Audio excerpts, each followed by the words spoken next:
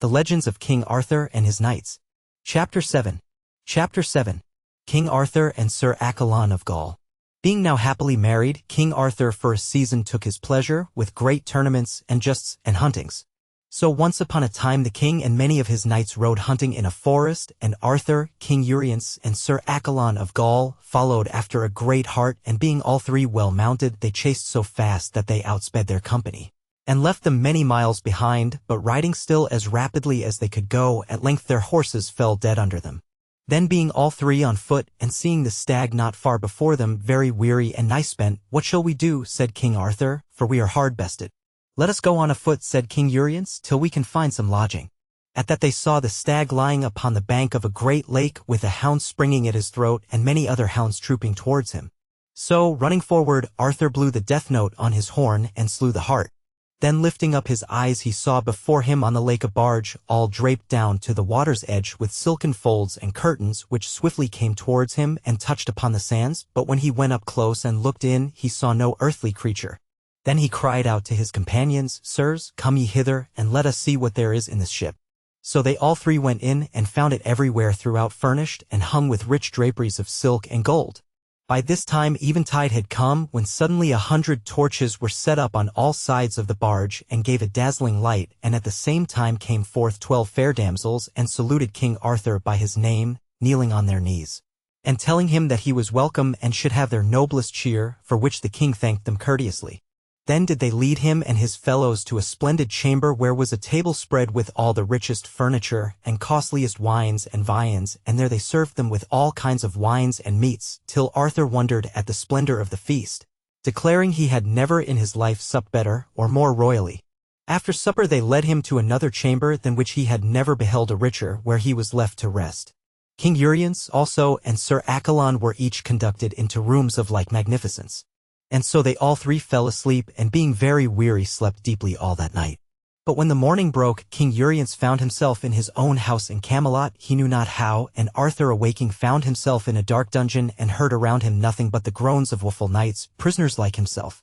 Then said King Arthur, "Who are ye, thus groaning and complaining?" And someone answered him, "Alas, we be all prisoners, even 20 good knights, and some of us have lain here 7 years some more, nor seen the light of day for all that time." "For what cause?" said King Arthur. "Know ye not then yourself?" they answered. "We will soon tell you. The lord of this strong castle is Sir Damas, and is the falsest and most traitorous knight that liveth, and he hath a younger brother, a good and noble knight, whose name is Outslake. This traitor Damas, although passing rich, will give his brother nothing of his wealth, and save what Outslake keepeth to himself by force, he hath no share of the inheritance. He owneth, nevertheless, one fair rich manor, whereupon he liveth, loved of all men far and near. But Damas is as altogether hated as his brother is beloved, for he is merciless and cowardly, and now for many years there hath been war between these brothers, and Sir Outslake evermore defeateth Damas to come forth and fight with him, body to body, for the inheritance, and if he be too cowardly, to find some champion knight that will fight for him. And Damas hath agreed to find some champion, but never yet hath found a knight to take his evil cause in hand, or wager battle for him. So with a strong band of men-at-arms he leeth ever in ambush, and taketh captive every passing knight who may unwarily go near, and bringeth him into this castle, and desireth him either to fight Sir Outslake, or to lie for evermore in durance. And thus hath he dealt with all of us, for we all scorn to take up such a cause for such a false foul knight, but rather one by one came here, where many a good knight hath died of hunger and disease. But if one of us would fight, Sir Damas would deliver all the rest. God of his mercy send you deliverance," said King Arthur, and sat turning in his mind how all these things should end, and how he might himself gain freedom for so many noble hearts. Anon there came a damsel to the king, saying, "Sir, if thou wilt fight for my lord, thou shalt be delivered out of prison, but else nevermore shalt thou escape with thy life." "Nay," said King Arthur, "that is but a hard choice, yet had I rather fight than die in prison, and if I may deliver not myself alone, but all these others, I will do the battle." "Yea," said the damsel, "it shall be even so." Then said King Arthur, "I am ready now, if but I had a horse and armor." "Fear not," said she, "that shalt thou have presently, and shalt lack nothing proper for the fight." "Have I not seen thee," said the king, "at King Arthur's court? For it seemeth that thy face is known to me." "Nay," said the damsel, "I was never there. I am Sir Damas' daughter, and have never been but a day's journey from this castle." But she spoke falsely, for she was one of the damsels of Morgan le Fay, the great enchantress, who was King Arthur's half-sister. When Sir Damas knew that there had been at length a knight found who would fight for him, he sent for Arthur, and finding him a man so tall and strong and straight of limb, he was passingly well pleased, and made a covenant with him, that he should fight unto the uttermost for his cause, and that all the other knights should be delivered. And when they were sworn to each other on the holy Gospels, all those imprisoned knights were straightway led forth and delivered, but abode there one and all to see the battle. In the meanwhile there had happened to Sir Accolon of Gaul a strange adventure, for when he awoke from his deep sleep upon the silken barge, he found himself upon the edge of a deep well, and in instant peril of falling thereinto. Whereat, leaping up in great affright, he crossed himself and cried aloud, May God preserve my lord King Arthur and King Urience, for those damsels in the ship have betrayed us, and were doubtless devils and no women, and if I may escape this misadventure, I will certainly destroy them wheresoever I may find them.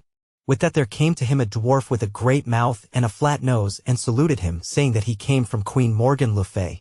And she greeteth you well, said he, and biddeth you be strong of heart, for tomorrow you shall do battle with a strange knight, and therefore she hath sent you here Excalibur, King Arthur's sword, and the scabbard likewise. And she desireth you as you do love her to fight this battle to the uttermost, and without any mercy, as you have promised her you would fight when she should require it of you. And she will make a rich queen for ever of any damsel that shall bring her that knight's head with whom you are to fight. Well, said Sir Accolon, tell you my lady Queen Morgan that I shall hold to that I promised her, now that I have the sword, and, said he, I suppose it was to bring about this battle that she made all these enchantments by her craft. You have guessed rightly, said the dwarf, and therewithal he left him.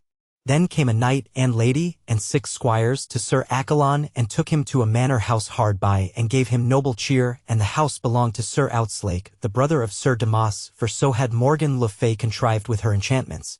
Now Sir Outzlake himself was at that time sorely wounded and disabled, having been pierced through both his thighs by a spear thrust.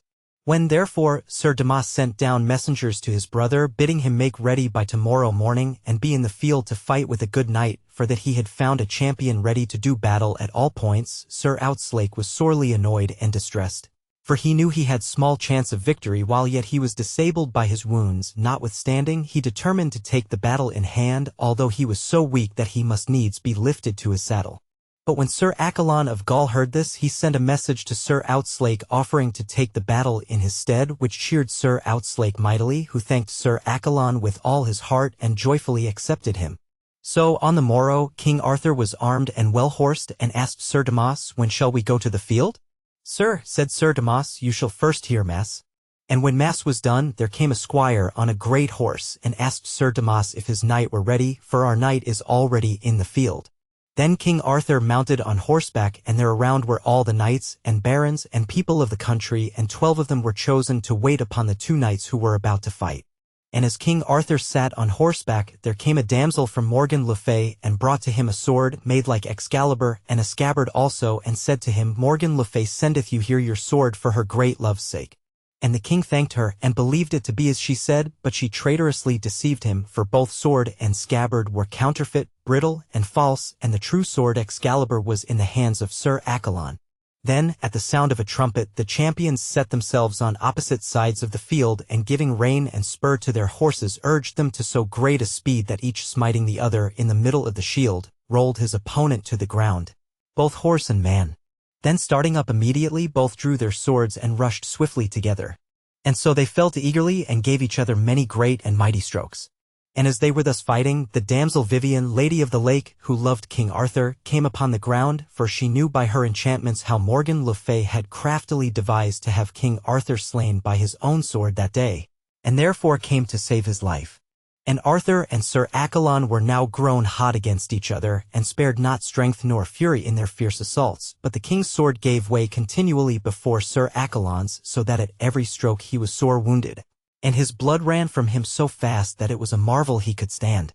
When King Arthur saw the ground so sore be-blooded, he bethought him in dismay that there was magic treason worked upon him, and that his own true sword was changed, for it seemed to him that the sword in Sir Accolon's hand was Excalibur. For fearfully it drew his blood at every blow, while what he held himself kept no sharp edge, nor fell with any force upon his foe. Now, knight, look to thyself, and keep thee well from me, cried out Sir Accolon. But King Arthur answered not, and gave him such a buffet on the helm as made him stagger and nigh fall upon the ground. Then Sir Accolon withdrew a little and came on with Excalibur on high and smote King Arthur in return with such a mighty stroke as almost felled him, and both being now in hottest wrath, they gave each other grievous and savage blows. But Arthur all the time was losing so much blood that scarcely could he keep upon his feet, yet so full was he of knighthood that nightly he endured the pain and still sustained himself, though now he was so feeble that he thought himself about to die. Sir Accolon as yet had lost no drop of blood, and being very bold and confident in Excalibur even grew more vigorous and hasty in his assaults. But all men who beheld them said they never saw a knight fight half so well as did King Arthur, and all the people were so grieved for him that they besought Sir Damas and Sir Outslake to make up their quarrel and so stay the fight, but they would not. So still the battle raged, till Arthur drew a little back for breath and a few moments' rest, but Accolon came on after him, following fiercely and crying loud, "It is no time for me to suffer thee to rest," and therewith set upon him.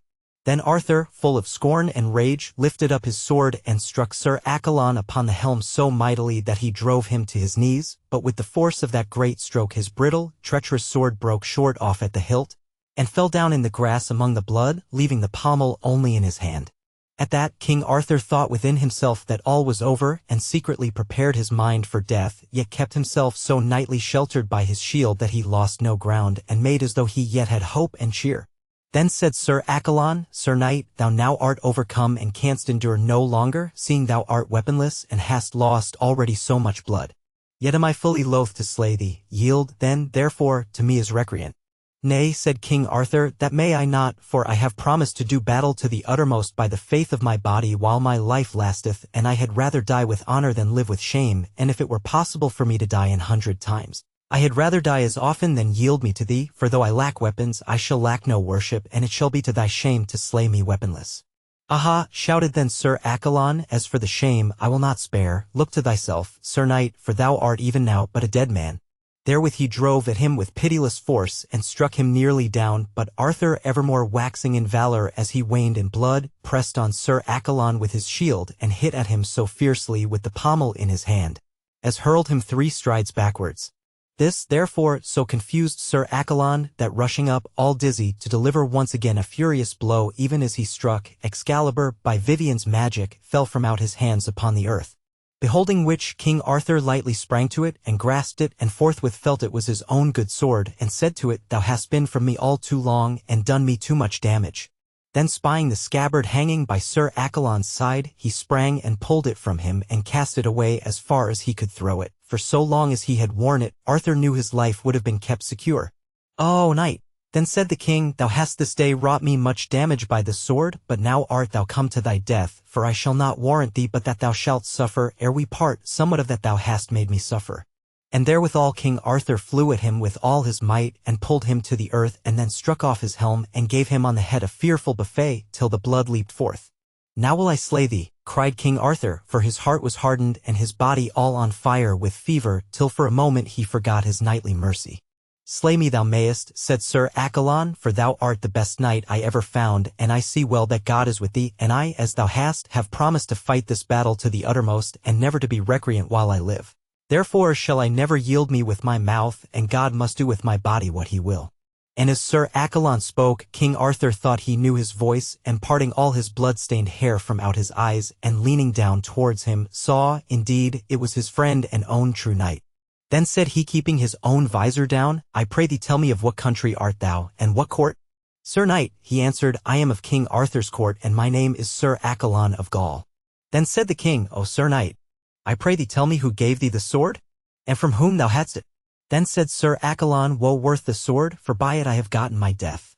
This sword hath been in my keeping now for almost 12 months, and yesterday Queen Morgan le Fay, wife of King Urience, sent it to me by a dwarf, that therewith I might in some way slay her brother, King Arthur. For thou must understand that King Arthur is the man she hateth most in all the world, being full of envy and jealousy, because he is of greater worship and renown than any other of her blood. She loveth me also as much as she doth hate him, and if she might contrive to slay King Arthur by her craft and magic, then would she straightway kill her husband also, and make me the king of all this land, and herself my queen, to reign with me. But now," said he, "all that is over, for this day I am come to my death." "It would have been sore treason of thee to destroy thy lord," said Arthur. Thou sayest truly, answered he, but now that I have told thee and openly confessed to thee all that foul treason whereof I now do bitterly repent, tell me, I pray thee, whence art thou, and of what court? O Sir Accolon, said King Arthur, learn that I am myself King Arthur. When Sir Accolon heard this he cried aloud, Alas, my gracious lord! Have mercy on me, for I knew thee not. Thou shalt have mercy, said he, for thou knewest not my person at this time, and though by thine own confession thou art a traitor, yet do I blame thee less, because thou hast been blinded by the false crafts of my sister Morgan le Fay, whom I have trusted more than all others of my kin, and whom I now shall know well how to punish. Then did Sir Accolon cry loudly, O lords and all good people! This noble knight that I have fought with is the noblest and most worshipful in all the world, for it is King Arthur, our liege lord and sovereign king, and full sorely I repent that I have ever lifted lance against him, though in ignorance I did it. Then all the people fell down on their knees and prayed the pardon of the king for suffering him to come to such a strait. But he replied, Pardon ye cannot have, for, truly, ye have nothing sinned, but here ye see what ill adventure may ofttimes befall knights errant, for to my own hurt and his danger also I have fought with one of my own knights. Then the king commanded Sir Damas to surrender to his brother the whole manor, Sir Outslake only yielding him a palfrey every year, for, said he scornfully, it would become thee better to ride on than a courser, and ordered Damas, upon pain of death, never again to touch or to distress knights errant riding on their adventures, and also to make full compensation and satisfaction to the 20 knights whom he had held in prison. And if any of them, said the king, come to my court complaining that he hath not had full satisfaction of thee for his injuries, by my head thou shalt die therefore. Afterwards King Arthur asked Sir Outslake to come with him to his court, where he should become a knight of his, and, if his deeds were noble, be advanced to all he might desire. So then he took his leave of all the people and mounted upon horseback, and Sir Accolon went with him to an abbey hard by, where both their wounds were dressed. But Sir Accolon died within 4 days after. And when he was dead, the king sent his body to Queen Morgan to Camelot, saying that he sent her a present in return for the sword Excalibur which she had sent him by the damsel. So, on the morrow, there came a damsel from Queen Morgan to the king, and brought with her the richest mantle that ever was seen, for it was set as full of precious stones as they could stand against each other, and they were the richest stones that ever the king saw. And the damsel said, Your sister sendeth you this mantle, and prayeth you to take her gift, and in whatsoever thing she hath offended you, she will amend it at your pleasure. To this the king replied not, although the mantle pleased him much. With that came in the Lady of the Lake, and said, Sir, put not on this mantle till thou hast seen more, and in no wise let it be put upon thee, or any of thy knights, till ye have made the bringer of it first put it on her. It shall be done as thou dost counsel, said the king. Then said he to the damsel that came from his sister, Damsel, I would see this mantle ye have brought me upon yourself. Sir, said she, it will not beseem me to wear a knight's garment. By my head, said King Arthur, thou shalt wear it ere it go on any other person's back. And so they put it on her by force, and forthwith the garment burst into a flame and burned the damsel into cinders. When the king saw that, he hated that false which Morgan le Fay with all his heart, and evermore was deadly quarrel between her and Arthur to their lives' end.